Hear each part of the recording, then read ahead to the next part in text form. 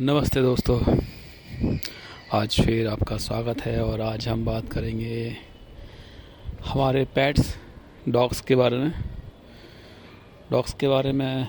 Supreme court का एक बड़ा फैसला आया हुआ है कि जो आवारा कुत्ते हैं, स्ट्रे डॉग्स, उनके बारे में ये फैसला है कि जो भी आक्रामक कुत्ते हैं या रेबीज से ग्रसित कुत्ते हैं उनको एक दया मृत्यु दी जा सकती है। ऐसा करके सुप्रीम कोर्ट का एक बड़ा फैसला सामने आया है। तो अभी मई 2026 में ये फैसला आया हुआ है। पिछले कुछ सालों से आपने भी खबरें देखी होंगी, सुनी होंगी कि कहीं पे कुत्तों ने बच्चों पे हमला किया, कहीं बुजुर्गों पे। टूरिस्ट जो बाहर से आते हैं, फॉरेन टूरिस्ट, उन पर भी हमलों की खबरें हमने सुनी हैं। और इस तरह से जो हमले होते हैं उनमें सबसे बड़ा ख़तरा क्या होता है? रेबीज़ का ख़तरा। रेबीज़ एक ऐसी बीमारी होती है, अगर इसमें समय पर पेशेंट को सही इलाज ना मिले तो पेशेंट की डेथ भी हो सकती है। अब इसी बात को देखते हुए सुप्रीम कोर्ट ने ये बोला है कि पब्लिक सेफ्टी के हिसाब से, यानी कि आम लोगों की सुरक्षा को प्राथमिकता देते हुए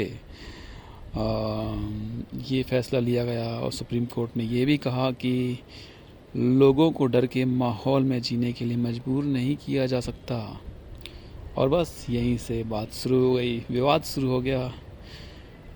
कोर्ट ने ये निर्देश दिया कि स्कूलों, अस्पतालों, बस स्टैंड, एयरपोर्ट जैसी जगहों पर स्ट्रे डॉग्स हटाए जाएं।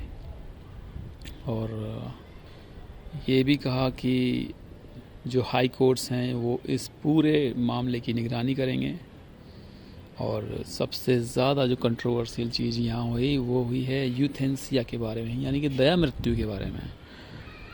अब इसे समझते हैं हम कि कोर्ट ने ये नहीं कहा कि हर स्ट्रे डॉग, हर आवारा कुत्ते को मार दिया जाए।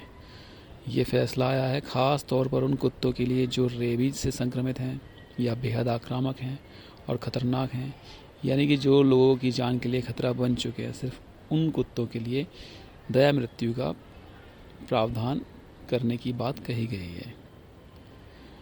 अब पशु अधिकार संगठन और कई एनजीओ इस फैसले के विरोध में बात कर रहे हैं। उनका कहना है कि इससे बड़े पैमानों पर कुत्तों को मारने का रास्ता खुल जाएगा। वो ये भी कहते हैं कि भारत में पहले से animal birth control ABC rule मौजूद है, जिसका मकसद नसबंदी और वैक्सीनेशन करना है। और ये सब चल भी रहा है, जिससे कि स्ट्रे डॉग्स की संख्या नियंत्रित की भी जा रही है। अब यहाँ मामला बहुत इमोशनल है। एक तरफ लोग कहते हैं कि जानवरों के साथ क्रूरता नहीं होनी चाहिए, ये बात ठीक है, ओके, नहीं होनी चाहिए। दूसरी तरफ वो परिवार हैं जिनके बच्चे, बुजुर्ग, परिवार के दूसरे सदस्य डॉग अटैक का शिकार हुए हैं, जिन लोगों ने रेबीज के कारण अपने परिजन खोए हैं, उनके लिए ये सिर्फ बात नहीं है कि एनिमल राइट्स, ये तो उनके लिए ज़िंदगी और मौत की बात हो गई ना। अब सुप्रीम कोर्ट ने इसी बैलेंस को पकड़ने की कोशिश की है, शायद इसी बैलेंस को पकड़ने की कोशिश की है। और कोर्ट ने कहा कि खतरनाक कुत्तों को हर हाल में वापस पब्लिक प्लेसेस पर छोड़ना ज़रूरी नहीं है। मतलब पहले जो धारणा बन गई थी कि हर परिस्थिति में कुत्तों को पकड़कर फिर वहीं छोड़ना पड़ेगा, अब कोर्ट ने उस सोच को थोड़ा बदला है। कोर्ट के इस फैसले के बाद नगर निगम पर भी दबाव बढ़ गया है। स्टरलाइजेशन सेंटर बनाने की बात कही गई है।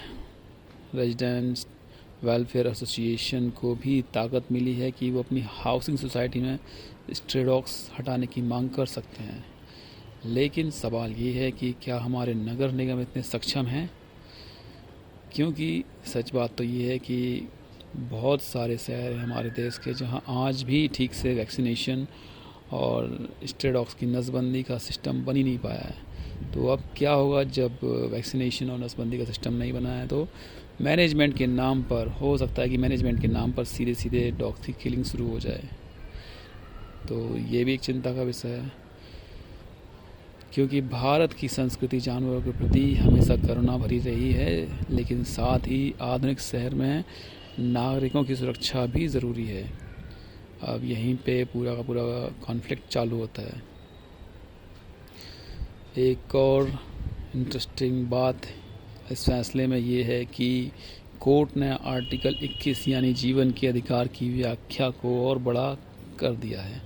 अब सिर्फ जीना ही नहीं है, बल्कि सुरक्षित माहौल में जीना भी संवैधानिक अधिकार माना जा रहा है। यानी कि पहले हम कहते थे कि जीना सबका अधिकार है, लेकिन अब चाहिए एक सुरक्षा का माहौल हर आदमी को मिलना चाहिए।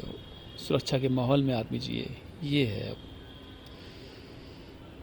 यानी कि अगर कोई बच्चा स्कूल जाते समय रोज़ डर में जी रहा है कि कोई कुत्ता मुझे काट लेगा या कोई जानवर मुझे परेशान कर देगा, तो ये एक कॉन्स्टिट्यूशनल इशू है।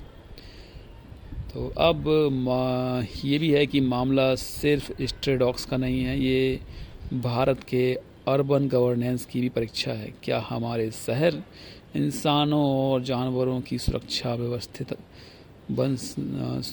व्यवस्था बना सकते हैं, एक जिसमें दोनों मिलकर साथ रह सकें, या फिर हम सिर्फ भावना और गुस्से के बीच फंसे रह जाएंगे। आने वाले महीनों में मुद्दा और बड़ा होने वाला है, ऐसा लगता है, क्योंकि अब अदालतें भी सीधे निगरानी करेंगी और नगर निगम की जवाबदेही भी तय होगी। देखते हैं क्या होता है, दया या सुरक्षा दोनों में से क्या सर्वोपरि होगा, या फिर देखेंगे कि दोनों साथ चल सकते हैं या नहीं। देखते हैं। Thank you very much.